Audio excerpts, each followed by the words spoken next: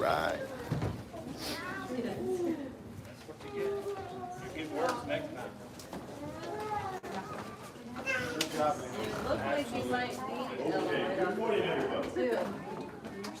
So I'm going to be preaching this week, and I was inspired last week I slammed by Tim, who managed to give two different Bible stories, tied them together in a great point, draw pictures the whole time, and did it all in 20 minutes.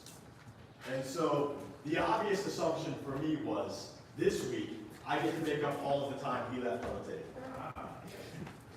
No, I'm kidding. The goal is to try and keep this relatively tight and concise. I always feel like if you can't say what you're trying to say in 30 minutes, then you probably haven't, at least from my perspective, the way I tend to preach. If I can't say what I'm trying to say in 30 minutes, I probably didn't put enough work into it to tone it down and make it exactly what I meant for it to be. I appreciate you changing the way you were explaining that. Yeah, I realized I was about to throw a whole bunch of people under the bus, and I wanted to really focus that on myself.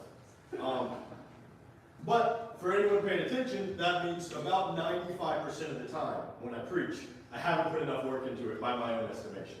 So this week I really am going to shoot for around 30 minutes, and I'm going to try to make one point as clearly as possible.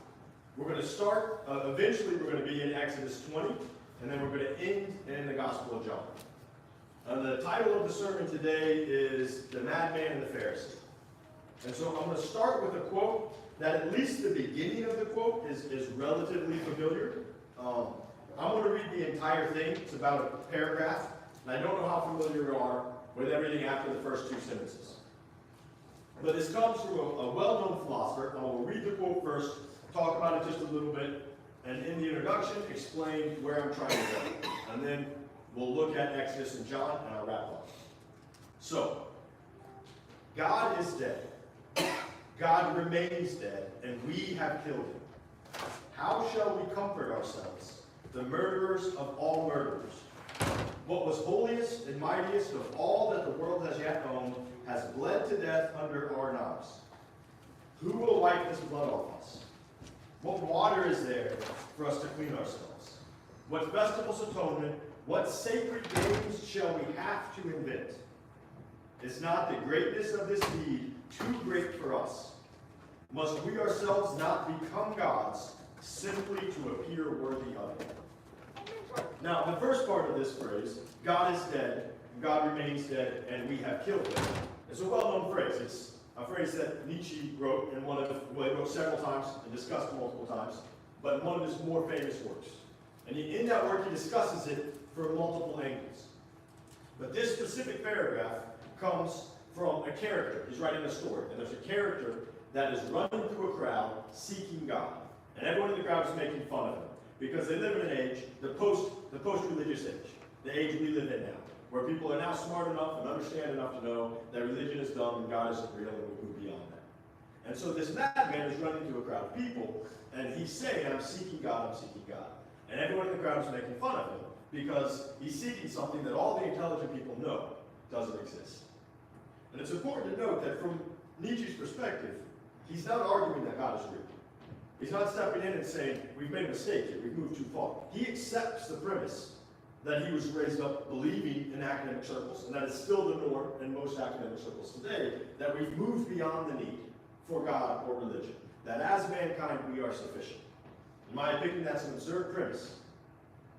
But interestingly, this philosopher who accepted that premise also recognized the absurdity of it. And that's what's happening in this quote. God is dead, we have killed him, and we have no idea the ramifications of our own actions. And if you catch the very end of this, what festivals of atonement, what sacred games shall we have to invent?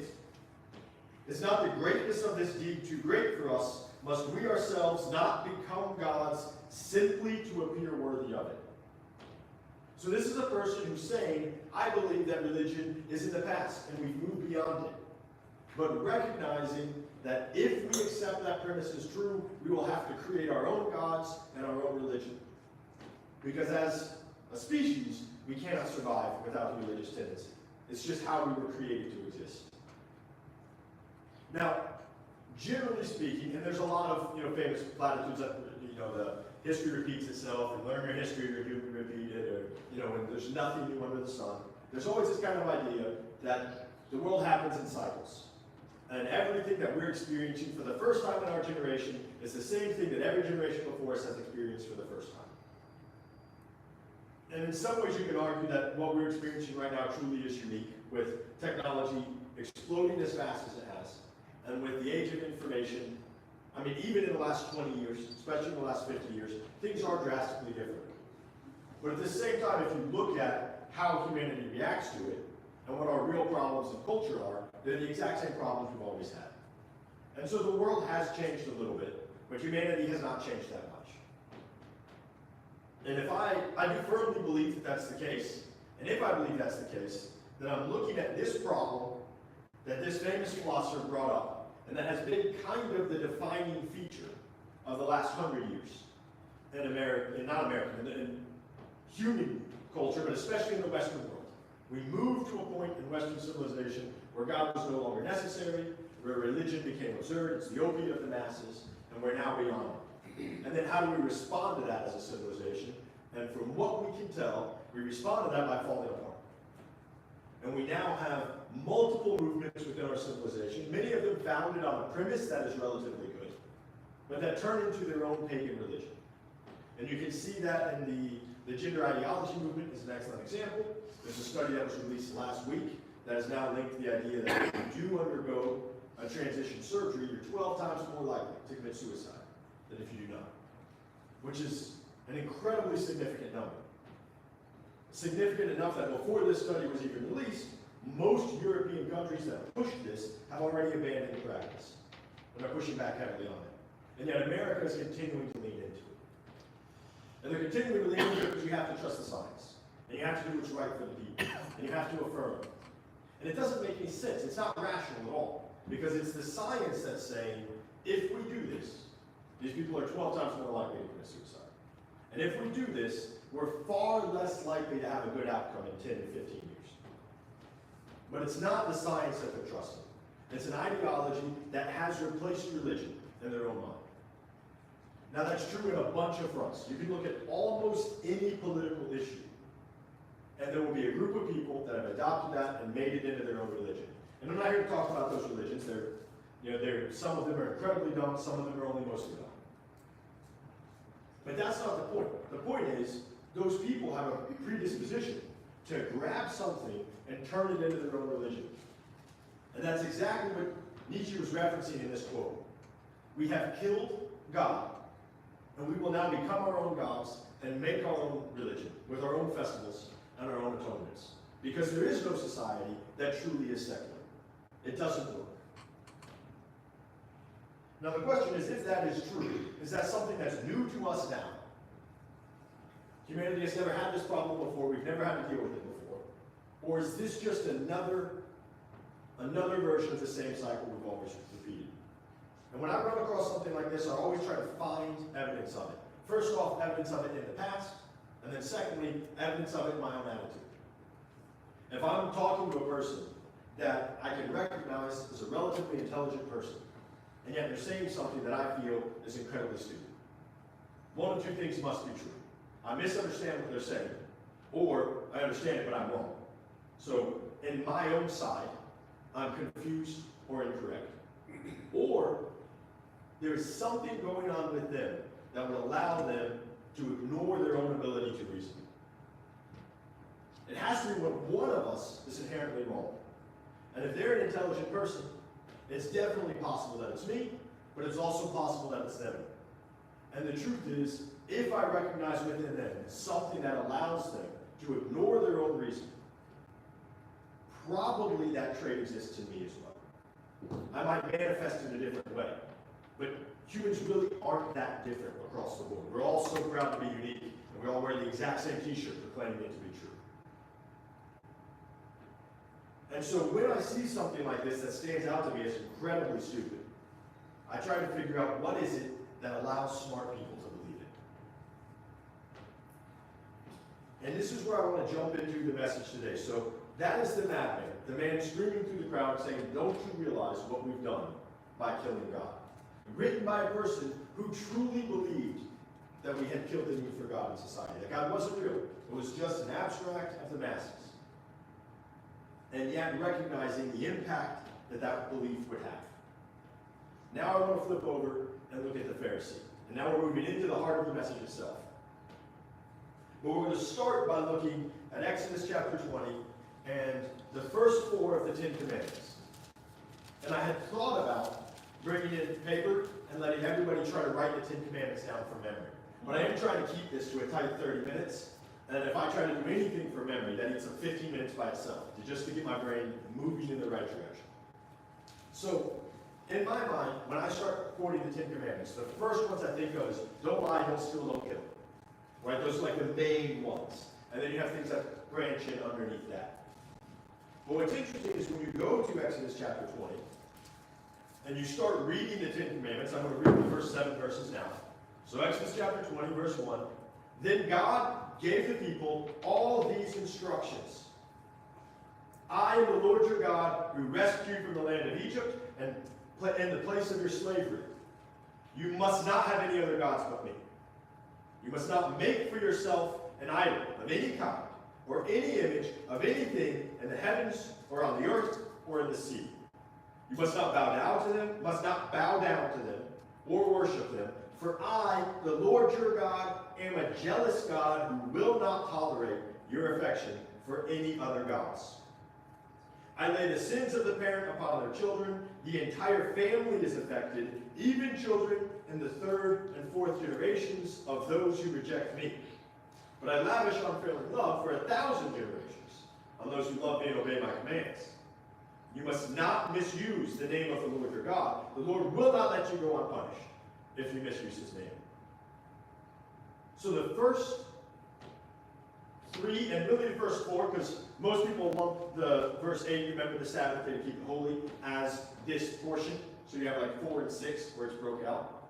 But the first 4 of the 10 Commandments deal 100% with how you view God and how you interact with him.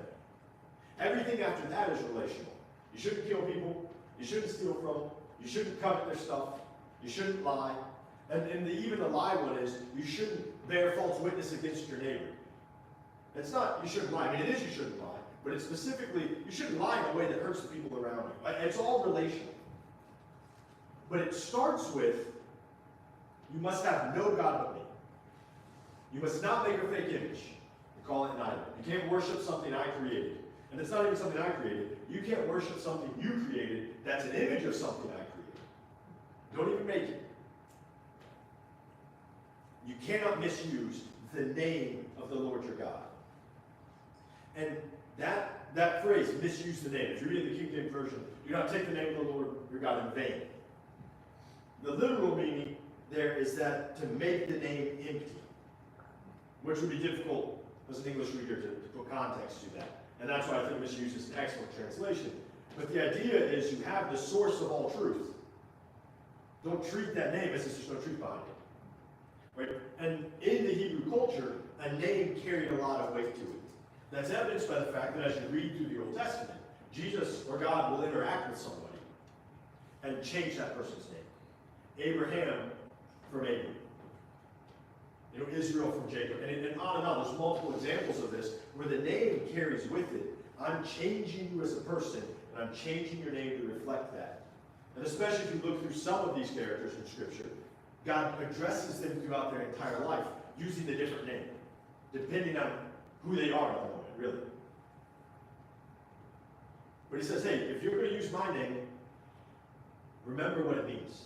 Keep the meaning in the name anytime you use it.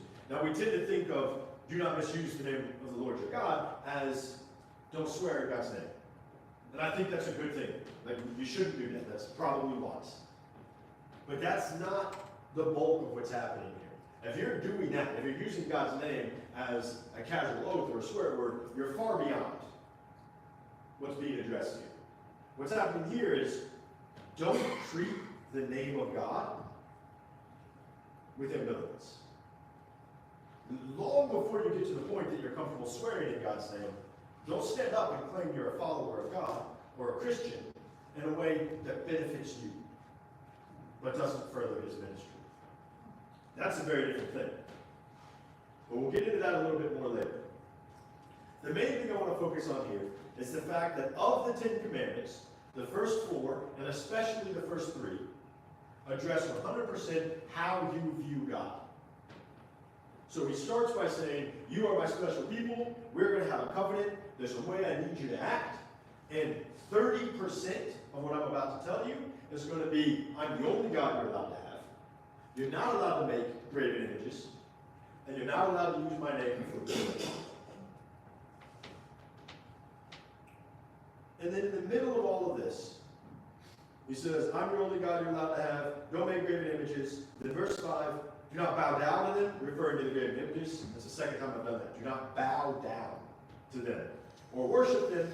For I, the Lord your God, am a jealous God who will not tolerate your affection for any other gods. Now we know that from the Christian view of God, we serve a creator that is wholly perfect and infinite in all good things. Right? If you try to give a definition of who God is, it's difficult because he is the source of reason, he's the source of truth, he's the source of righteousness. So something like a creator that is perfect and infinite in all good things is about as close as we can come to summing up. But then you have to specify also that he's personal and he has self-will. And he's God. That's why God says, I am. Right? What is the definition for the source of all things? Well, it is. But then he describes himself here as a jealous God. And that's a good word to use in translation there. The problem is, it's not a positive thing, typically. If I described any other person in any other context as a jealous person, you wouldn't think to yourself, I want to get to know that guy. Right? I mean, jealousy isn't considered a positive trait. Now, there are times that jealousy can be appropriate. But even in those times, it's driven by a negative circumstance. And you wouldn't want to define yourself as a jealous person. Even if you found yourself in a situation where your jealousy was appropriate, that shouldn't be a defining trait of your character. Right? I wouldn't want to stand up here and say, hey, thank you for letting me speak here at the church today. I know you guys don't know me very well. A lot of my friends say I'm a very jealous person. Right? That you guys are kind of checking out the message at that point. Like, I don't know what's going on with him, but that's weird. But God is giving the 10 Commandments to his people. This is the basis for the entire law code that will define how they interact with each other and with everyone else in the world. So this is the very foundation that gets built up from there. The first third of this foundation is how they will interact with their God. And it's an incredibly exclusive relationship. And in the middle of that third, as he's describing the exclusivity of the relationship he expects to have with his people, he says, hey, I am a jealous God, and I will not tolerate your affection for any other gods. And you think to yourself, well, that's got to be some weird Old Testament thing that I don't want to think about it too much. Because that's weird, and that's not Jesus. Right? That's not a positive thing. God's positive, so I don't want to deal with that. But we're missing what's happening here if we take that approach. And that can happen often in the Old Testament. And I'm guilty of it myself. I stumble across something in the Old Testament that challenges my understanding of who God is. And I go, well, probably better not to think about that. So I want to dive into this and say, why would God claim to be jealous? And not just claim to be jealous. That's one of the only claims he makes about himself in the 10 Commandments. This is how you have to treat me because I am a jealous God. The first point I want to make is let's look at the alternative. So if a person is standing up and says, I'm a jealous person, we recognize that's a negative thing. But if we flip that on its head, and you stand up and you say, I'm not a jealous person. I'm a laid-back person. I tend to be more humble and easygoing. That would be more positive. Now, would it be possible for God to display that trait in his life? If God were to say to his people, you can't have any other gods but me, and I don't want you to have any graven images. But in the end, I'm not that worried about it. It's okay. That does sound as absurd as God saying he's jealous. Right? He obviously wouldn't give commands and then follow them up with, they don't actually matter to me. You can serve and love other gods, that's fine. As long as you're aware, you probably shouldn't be doing that. So, the first statement I want to make is that the jealousy God holds for his position is a wholly appropriate and righteous jealousy. And the reason for that is the exact same reason that we tend to see jealousy as a negative trait. Because 99% of the time, if I am acting jealous, what I'm doing is I'm looking at something someone else has and I want it for me. Or I'm looking at a situation that I am not in control of and I want to be in control. And so I'm attempting to usurp either an object or a situation that isn't rightfully mine. And that's where I step in and say, I'm jealous. I'm jealous of this person or this relationship or this thing. Because I should be preeminent. Now, from a human perspective, we recognize right away, when you start involving other people, you shouldn't be preeminent. And that's why jealousy is almost always negative. But the point that God is making, and he's making it as clearly as he possibly can, is that point. I should be preeminent. And if we look at that and say, well, that seems negative, it's because we don't understand who God is. And God's not giving us the room to do that. He's not saying, look, you get to be in a relationship with me like you are with other people. We don't walk in the garden together as equals. We walk in the garden together as the Creator with his creation that wants the fellowship with the creation.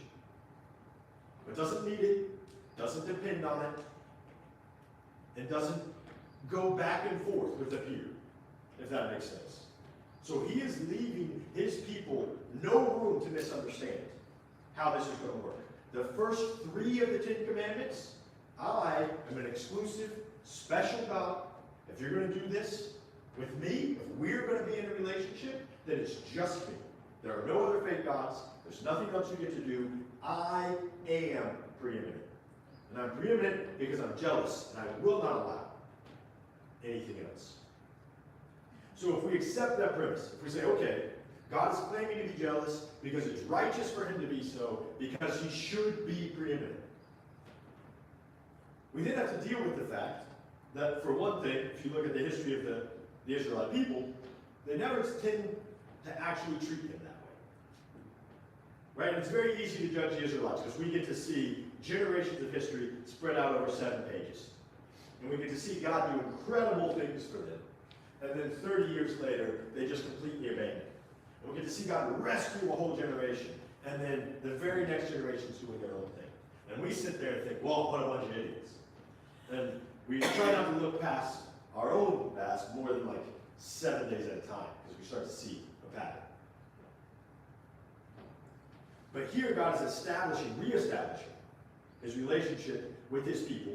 He's brought them out of slavery. He says, I am your God, I am only your God. It's me or nothing. And I will not share with anyone for any reason. And then if you read through the 10 Commandments, there are multiple things that are that come along with a promise.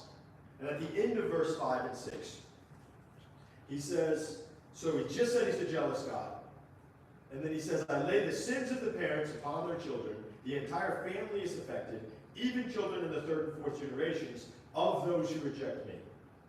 But I lavish unfailing love for 1,000 generations on those who love me and obey my commands. So he's made this claim. You can only serve me. I am the preeminent. I will be, must be, the top, the only God. I'm very jealous. I will not allow affection for any other God but me. And then he says, if you reject me, if you don't do this, the sins that you're doing will be laid on your family, and your children, and your children's children, and on their children. Now, on one hand, we know, reading through Scripture, this is Old and New Testament, we know that God does not judge people for the sins of other people. The only example of that is the sacrifice of Christ on Calvary, who was judged for the sins of his creation, and he was willingly put himself in that position. That's right, Don. But there's no example in Scripture of God going to someone and saying, you are now judged for the sin of that person. You have nations judged for the sin of a nation, and that's a collective judgment that happens. But even in that, what we see is God removing his presence from those people and leaving them to their own devices, which leads to the harshest judgment you can imagine anyways. That's exactly what's being described here. God says, if you reject me, if you remove my presence, if you're going to have my presence, it's all you have. It's not me and. It's just me. And if you don't want that deal, then here's what happens. Your great-grandchildren are going to deal with the fact that you removed my presence. You don't want what I bring to the table, you're going to be left with your own offering. All that you can bring. And it will destroy you, and it will destroy your children, and their children, and their children. But then he follows it up by saying, but if you invite me in, if you live in my presence the way I require, 1,000 generations of your children will be blessed from me. So he's making a contrast there. He's not saying, if you mess up as a parent, your grandchildren are doomed. That's not the claim. The claim is, if you are not willing to be in my presence, you will suffer the result of your own rebellion. You will be stuck in a world that you created, with no one to save you, because you have rejected the only one who could. And that will affect your entire family. And then the kids who grow up that way will act like they grew up that way, and it will affect their kids and their kids. But if you do the opposite, if you recognize that I am a jealous God, and you recognize that I will not allow affection for any other gods, little g, 1,000 generations of your line can be blessed through me. So this is the main point of the message. God is jealous, but righteously so. God will not allow a split relationship. He is not interested in a lover's triangle. We give ourselves wholly to him because he is a jealous God. If we do that, we get blessings for 1,000 generations. If we don't, we live with the world we create and it will be hell. That's what he's offering his people. That is the foundation for the law. That is the first thing mentioned in the Ten Commandments. And that is true from here on out. And now we're going to move ahead to the conclusion of the message. So, we've said you shouldn't misuse God's name. You shouldn't treat God's name as if it's empty, as if it has no meaning.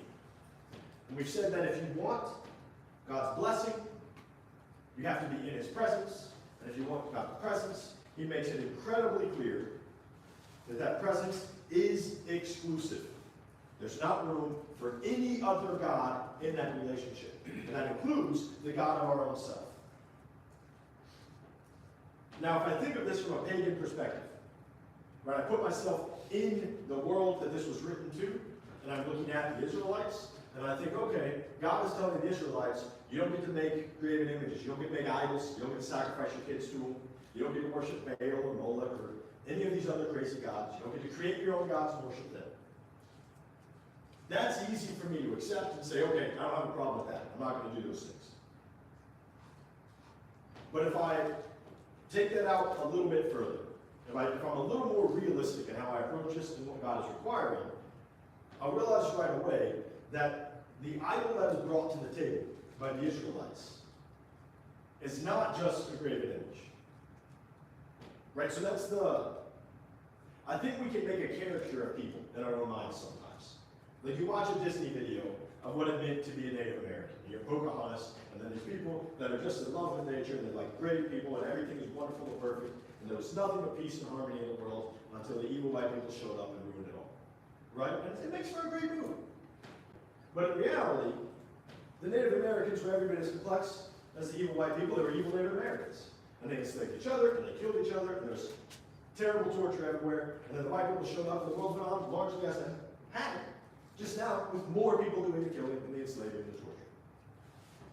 We tend to look at other races of people or other things or other times in history through rose-colored glasses. And we paint them out as like, oh, it was this incredibly simple thing that's going on there.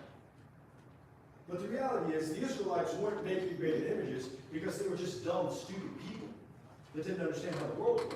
And they thought, man, you know, it'd be great. I'm going to create a picture of a little dude, and I'm going to claim he can make corn grow. Corn didn't even exist back then, so they definitely weren't doing that. What the Israelites were doing was saying, you know what I'm tired of? I'm tired of living in the presence of a God that requires me to submit myself to him every day.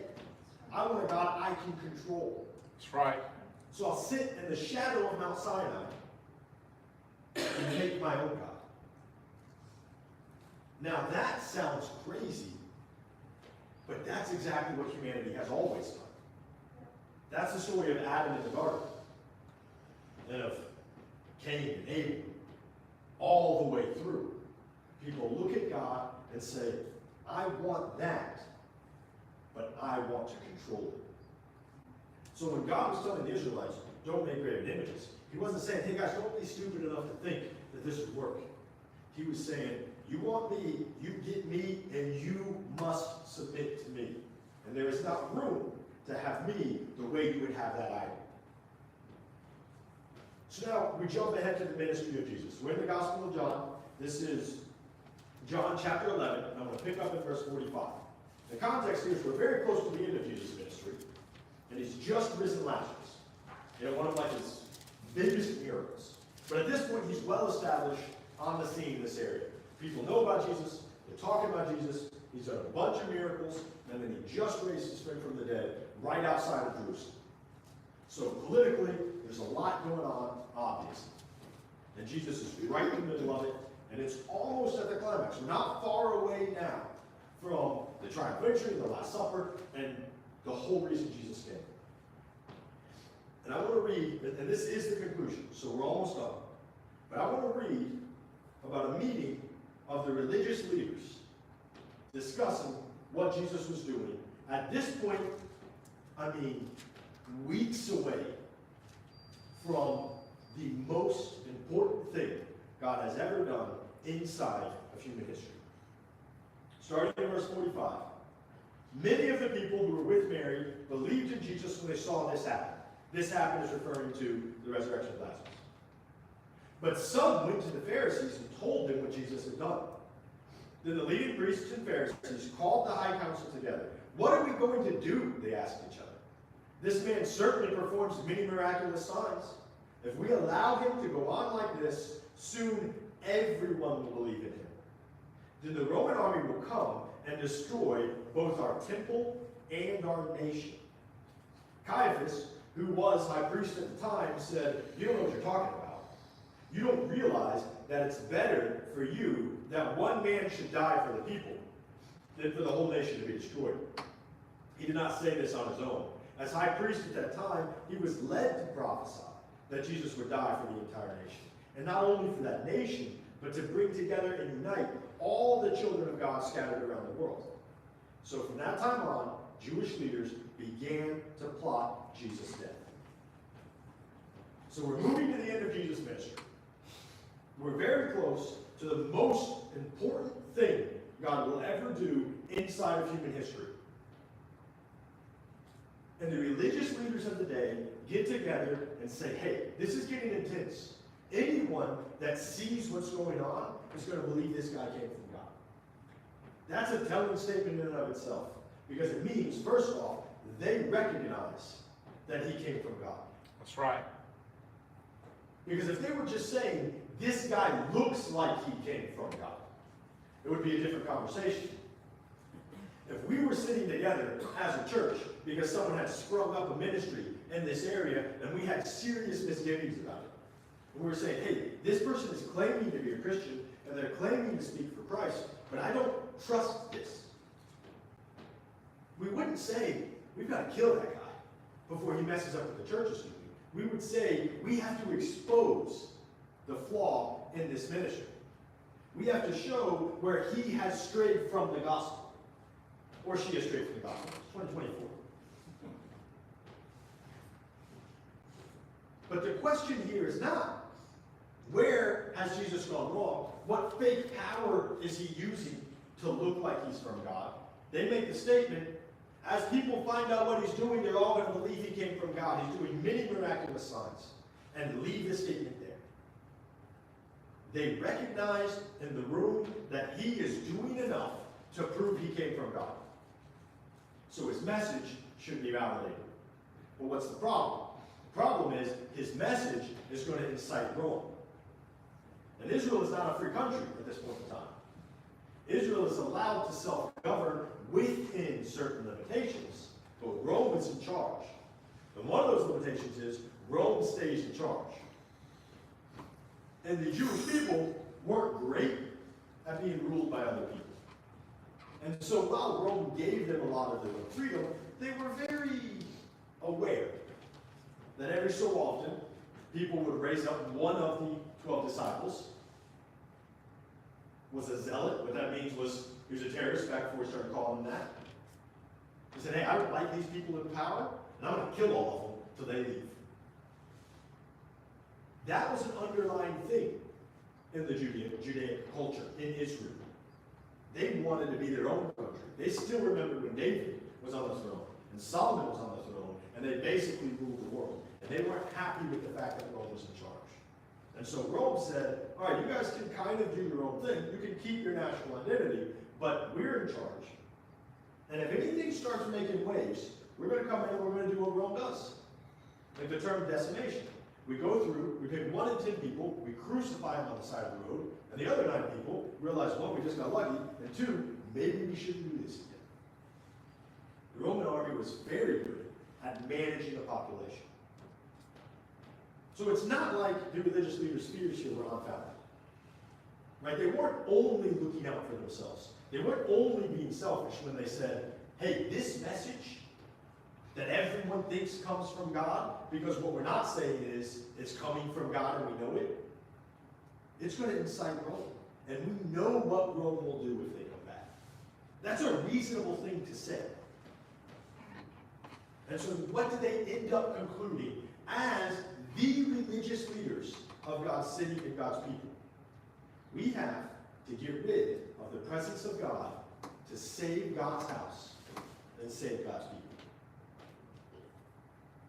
So God had given them a law code that's based at the very beginning. The first 3 of the 10 Commandments that become the foundation for everything goes back to, I am the God, there is no other. You cannot make a fake image. You cannot use my name in vain, because I am jealous and I will not allow any other affection.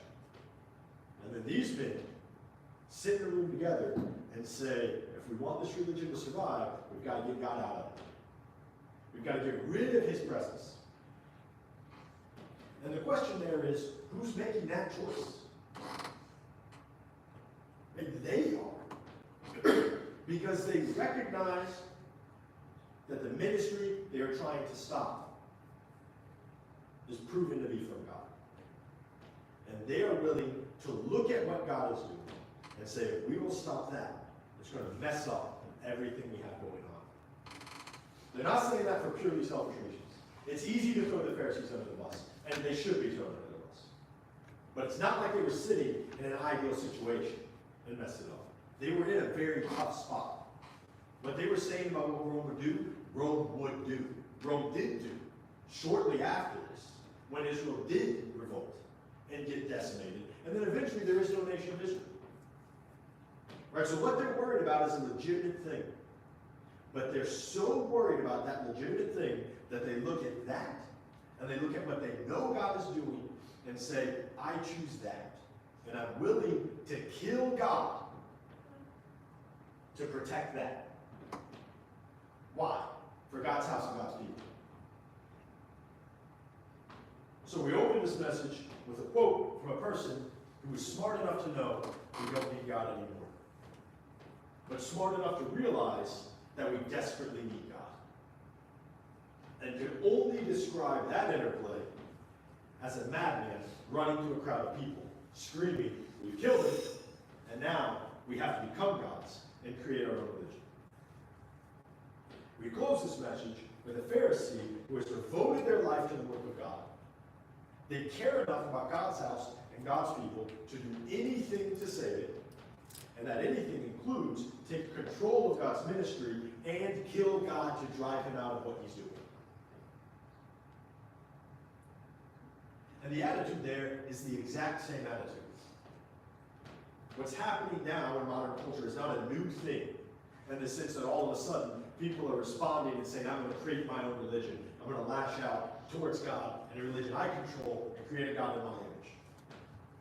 It is what people have always done. But the worst version of it in Scripture is not the pagans. It's the religious people.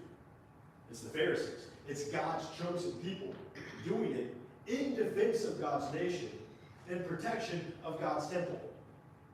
They're the ones that kill Jesus. And if we extrapolate that out, if we say, okay, this is a pattern, and then we look at the world today, and it's easy to sit inside our church and say, well, the crazy people are out there. There's people that believe some of the wild stuff that's just dumb. But probably, if we stop and look inside first, we would find out that somewhere along the line, as a church, we've killed God because he was messing with his ministry. Now I know personally, if I bring that to an individual level, I know that's something I deal with every single day. I think that is what sanctification is. I wake up every day and I choose to submit to a jealous God that will allow no rivals. Or I choose to do what I want. And every day I make that choice again. So that's the process of sanctification. As a church, global church, it really depends on how much pressure the church is under. Because there's parts of the world right now where the church is doing really well. But they don't tend to be the comfortable parts of the world for Christians.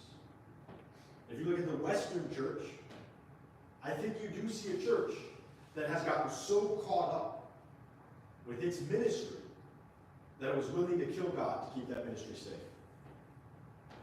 You know, we could just get this church to grow if God would leave us alone and get out of here. Because we can't make people uncomfortable. We can't speak what God says is true. And we can't require people to act like they've been born again. To act like they're now alive and we're dead. And so you end up with a religion that you have chosen how it looks. So, the conclusion for today's message, and the thing I've been kind of trying to wrap my head around for a while, is what does idolatry look like in the Western church, in the American church, in our church, or in my life? God makes a huge point in Scripture that idolatry is the worst thing. Can't do this. Will not allow it. And yet I tend to read through the Old Testament and the New Testament, just being like, I'm glad we're beyond that. I'm glad that's not a problem anymore. I've never had an idol in my house. Never will. You know, I had a little frog that was gold doing the yoga pose in the back of my toilet for a while. But I felt like that was harmless. It's not a great image. It's fine. Megan threw it away because she has taste. But I'm not dealing with idolatry in my house or my life or our church.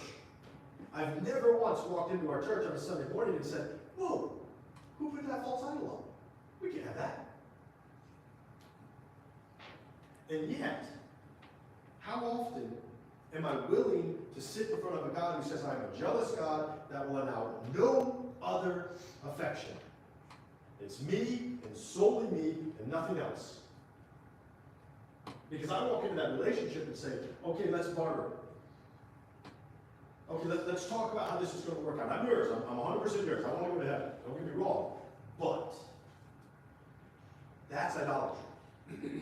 That's the idolatry that the Pharisees had right there. Because you know what you wouldn't have found in that meeting? You wouldn't have found a single graven image. Nothing they did would have broke the Ten Commandments. They were very careful. They weren't the ones that killed Jesus. The Romans killed Jesus. They didn't meet on the Sabbath. You're not allowed to do that. That would break the law. They were very careful as they killed God to protect his house, not to break his rules. And we do the exact same thing. I do the exact same thing. To say, okay, I'm going to do this religion. I need a religion. I need a God to serve. But it's going to be a God that I control. It's going to be a religion that I define. And I'll be very careful to follow the rules while I tell God to get out and leave me alone so I can do this thing in his name, for his people, to protect his house. The problem we have as a church is not that we live in a post-religious world. The problem is that we practice a post-God religion. And it's the same religion that the Pharisees practiced, and that the early church practiced, and that Paul and Peter argued about, and that every generation since then has argued about. We are either willing to give ourselves to God and submit our own will wholly to His, to actually die and be born again in His life, or we are not. And that is the process of sanctification. And the failure of that process is the act of idolatry. And there is no difference between the Christian who's willing to come to church every Sunday, willing to pay tithe every Sunday, but not willing to listen to God tell them a single thing about their life apart from that. There's no difference between that person and the Pharisee who sits and says, if we don't kill this guy, the Son of God, it's going to mess up my ministry and God's house. And we are all that person. I am that person more often than not. Now, the positive aspect of this, the incredibly positive aspect of this, is that knowing that was the case, Jesus died for the universe. Knowing that Judas would betray him, Jesus washed his feet. Right? He is serving us to success in spite of ourselves. And redemption and forgiveness is always available, even as we sit in that room with the Pharisees and say, we got to get rid of this guy. He's still standing there saying, no. But, while we are always welcome in His presence, it's a jealous presence that will accept no other affection. And that's the difficulty of the Christian walk. We can always return. We can always do better. But only when we put Him first, and not just first. There is no second place. There is no third place. There is no His will trumps mine, but mine is in the picture. And we'll talk about, like, if I really care and He only cares a little bit, maybe we can work with you. No.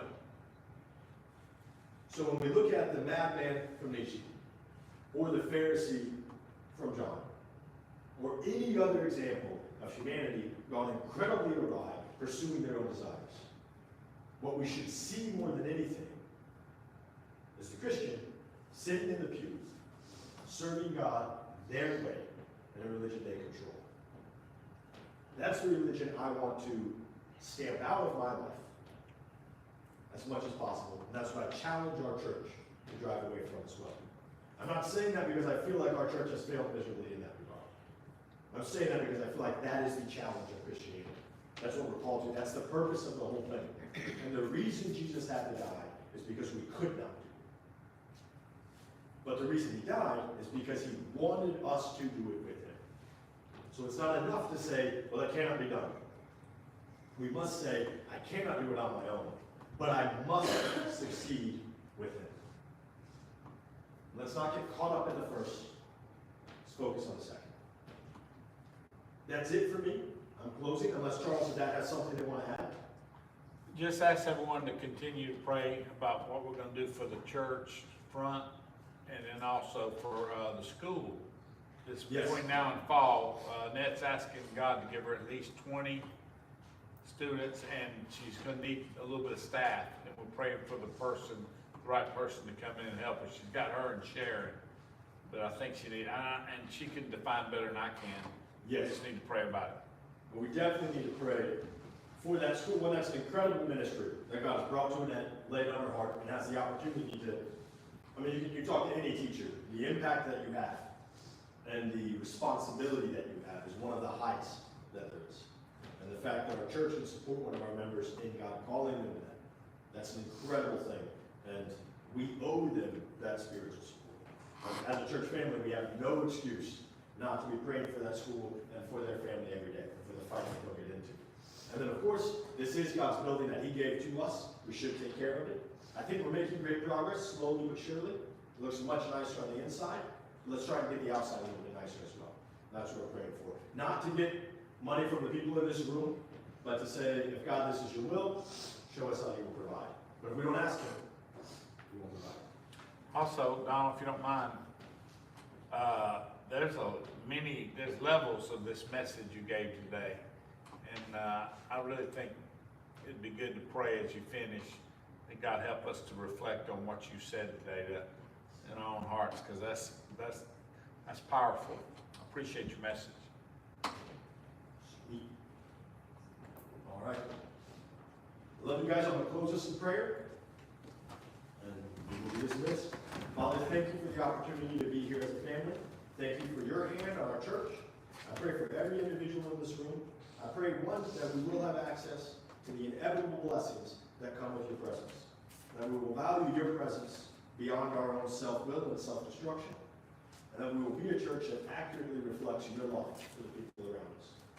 I pray, especially for our children, that we can do a good job of showing you to our children, teaching them to fall in love with you.